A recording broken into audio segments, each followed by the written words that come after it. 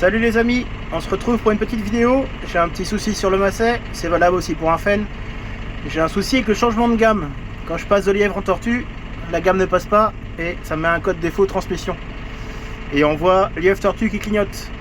Donc pas de panique, c'est pas grand chose, c'est juste un petit potentiomètre. Je vous montre ça tout de suite. On se retrouve sous le tracteur, on aperçoit le petit potentiomètre. Alors c'est lui qui vient nous dire le changement de gamme, s'il est fait ou pas. Et là, j'ai un petit peu de jeu. Sur ça. Sur le bout du potentiomètre.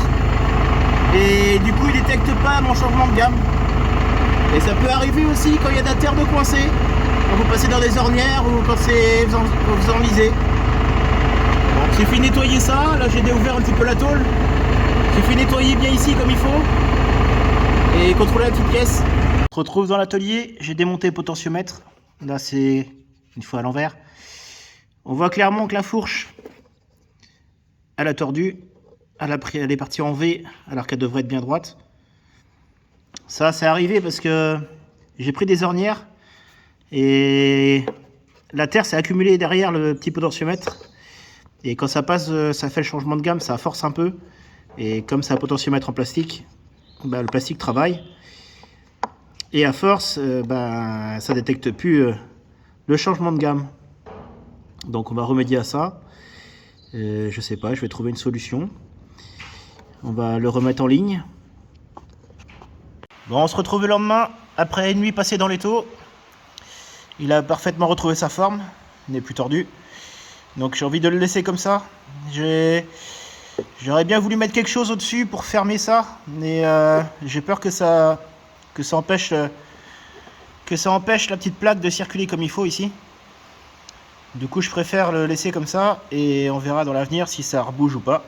Sinon soit je percerai, je mettrai un colson entre les deux, ou soit une petite vis, à voir. Je vais d'abord tester comme ça. Voilà, le capteur est remonté, on est sous la roue arrière droite derrière le réservoir. Et maintenant, je sais pas si vous allez voir, là c'est nickel, plus un pet de jeu. Donc ça ne peut que marcher. Par contre quand vous démontez le capteur, si vous le démontez, faites bien gaffe, il y a un petit réglage, il y a des petites lumières de chaque côté. Et surtout bien remettre le réglage comme il était, parce que c'est hyper sensible ces capteurs là, ces potentiomètres. Et autre chose, si des fois votre potentiomètre est HS, c'est pareil, pour vous dépanner, vous pouvez prendre celui du relevage avant. Vous avez le même sur le relevage avant, il sert au dual contrôle.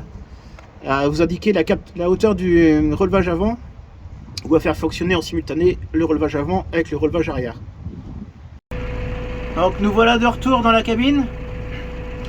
Là on est en rapide. Tac, je passe en tortue, changement de gamme, ça fonctionne. Et on repasse en lièvre, impeccable, plus de soucis, problème résolu.